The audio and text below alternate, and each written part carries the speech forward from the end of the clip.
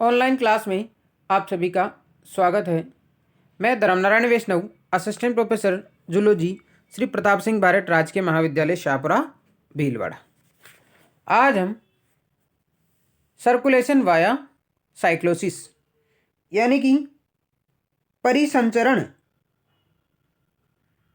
किसके माध्यम से, जीव द्रव्य भ्रमण या चक्रिक गति के माध्यम से परिसंचरण किस प्रकार से होता है। ये निम्न अकोशिकीय जीवों में, निम्न वर्गीय अकोशिकीय जीवों में इस तरीके का परिसंचरण मिलता है और उसके बारे में आज अपन अध्ययन करेंगे। तो शुरुआत करते हैं अपन सबसे पहले जिसके अंतर्गत बात करेंगे। सबसे पहले साइक्लोसिस क्या होता है, जीव द्रव्य भ्रमण क्या होता है, साइक्लोसिस इन यूग्लिना, और फिर उसके बाद पैरामीशियम, दोनों के बारे में अपन आज अध्ययन करेंगे। शुरुआत करते हैं। सबसे पहले अपन इस यूनिट की शुरुआत करते हैं तो उससे पहले सबसे पहले अपने को सर्कुलेशन क्या है यानी कि परिसंचरण क्या है उसके बारे में पता होना चाहिए। तो परिसंचरण क्या है उसकी के बारे में अपने को जानकारी होनी चाहिए। तो परिसंचरण में क्या होता है, शरीर में मेटाबॉलिज्म के लिए आवश्यक पदार्थ जैसे कौन कौन से, ऑक्सीजन, भोजन, हार्मोन्स आदि के वितरण तथा मेटाबॉलिज्म के फलस्वरूप उत्पन्न अपशिष्ट पदार्थ को एकत्रित कर उत्सर्जी अंगों तक पहुंचाने के लिए एक विशेष तंत्र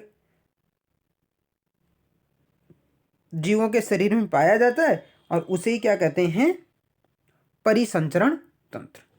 अब ये अलग अलग जीवों में अलग अलग तरह से हो सकता है। तो सबसे पहले अपन निम्न वर्ग के प्राणियों से शुरुआत करें तो उनमें जो परिसंचरण का तरीका होता है वो है, माध्यम है, वो है साइक्लोसिस। किसके द्वारा होता है, साइक्लोसिस की प्रोसेस द्वारा, जिसको बोलते हैं जीव द्रव्य भ्रमण या चक्रिकीय गति। अब ये किनमें मिलती है, तो संघ प्रोटोजोआ के अकोशिकीय संगठनात्मक स्तर के, जिनमें एक कोशिकीय संगठनात्मक स्तर पाया जाता है, सिंगल सेल एनिमल, जो क्या हो, सिंगल सेल एनिमल, संगठना स्तर के जंतुओं में सर्कुलेशन की क्रिया के अंतर्गत जीव द्रव्य एक निश्चित पथ पर निरंतर परिभ्रमित होता रहता है। यह जीव द्रव्य परिभ्रमण क्या कहलाता है, साइक्लोसिस कहलाता है। साइक्लोसिस में केंद्रक के चारों ओर कोशिका द्रव्य चक्र लगाता रहता है। इसके अलावा ये क्या है, एक लगातार चलने वाली प्रोसेस है और अमीबा जैसे एक कोशिकीय जीवों में क्या होती है, लंबवत अक्ष की दिशा में होती रहती है, जिस वजह से इसको अक्षीय मोमेंट कहते हैं। और जीव द्रव्य भ्रमण को भी अपन क्या कहते हैं, चक्रीय गति भी कहते हैं। ये बात मैंने पहले ही बता दिया आपको, ठीक है। अब शुरुआत करते हैं सबसे पहले यूग्लिना में, साइक्लोसिस इन यूग्लिना में, यानी जीव द्रव्य भ्रमण किसमें, यूग्लिना में। अब यूग्लिना संघ प्रोटोजोआ और वर्ग मेस्टिकोफोरा का प्राणी है और पोषण की दृष्टि से ये क्या है, स्वपोषी जीव है, यानी कि ऑटोट्रोपिक प्राणी है। और ऑटोट्रोपिक होने के कारण इसके कोशिका द्रव्य में होने वाली गति स्पष्ट नहीं होती। ये कहना भी अतिशयोक्ति नहीं होगा कि यूग्लिना में जीव द्रव्य भ्रमण क्या होगा, अस्पष्ट होता है। जीव द्रव्य भ्रमण अर्थात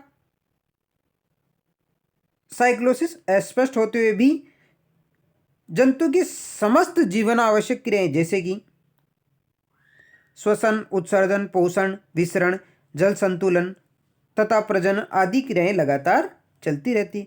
इन क्रियाओं का निरंतर चलना ही इस जंतु में साइक्लोसिस की प्रोसेस को प्रमाणित करता है।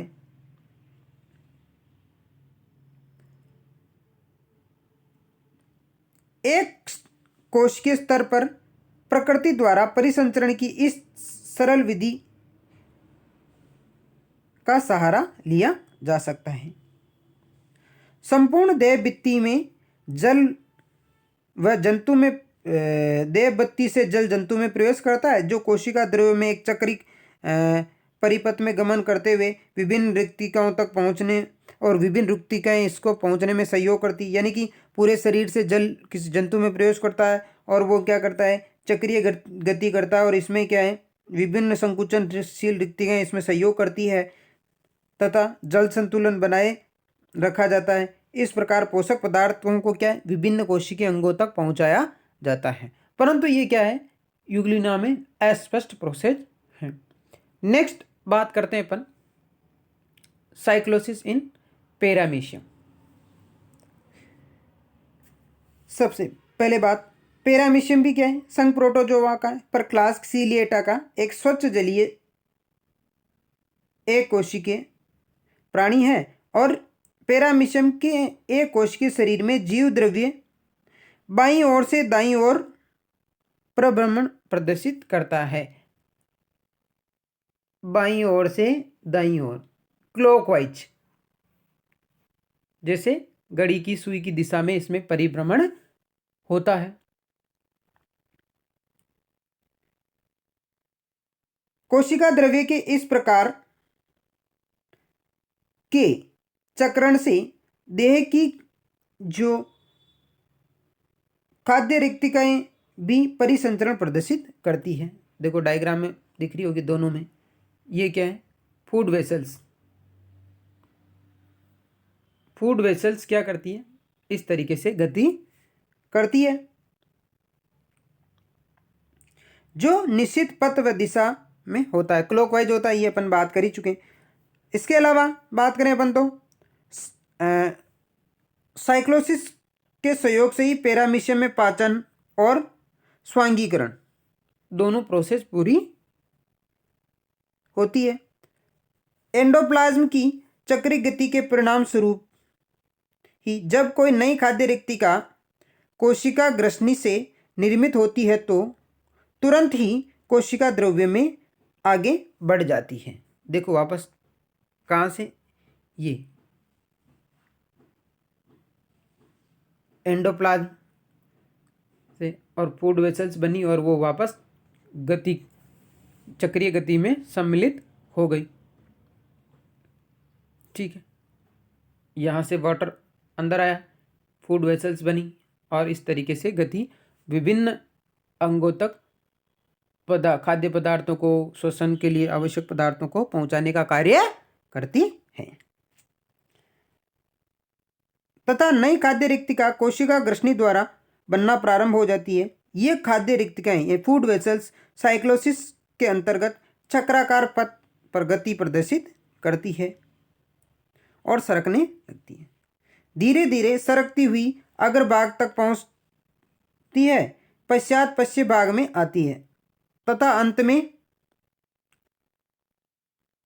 साइटोफेग यानी कि कोशिकीय गुदा तक पहुंचकर विसर्जित कर दी जाती है। वापस धीरे धीरे कहाँ पहुंचेगी, वापस राउंड लेके यहाँ पहुंचेगी और वापस विसर्जित लिखा हुआ शब्द साइकोफेग, यहाँ पर इसको विसर्जित कर दिया जाएगा। ठीक है, विसर्जित होने से पूर्व ये क्या क्लॉकवाइज भ्रमण करती है, आपको बता दिया। इसके अलावा कुछ वैज्ञानिकों का यह भी मानना है कि पैरामीशियम में जीव द्रव्य भ्रमण यानी कि साइक्लोसिस के दौरान एंडोप्लाज्म के चक्रण का परिपथ अंग्रेजी के 8 के समान होता है, परंतु ये ज़्यादा प्रचलित नहीं थे। ठीक है, आशा करते हैं ये टॉपिक आपके समझ आया होगा।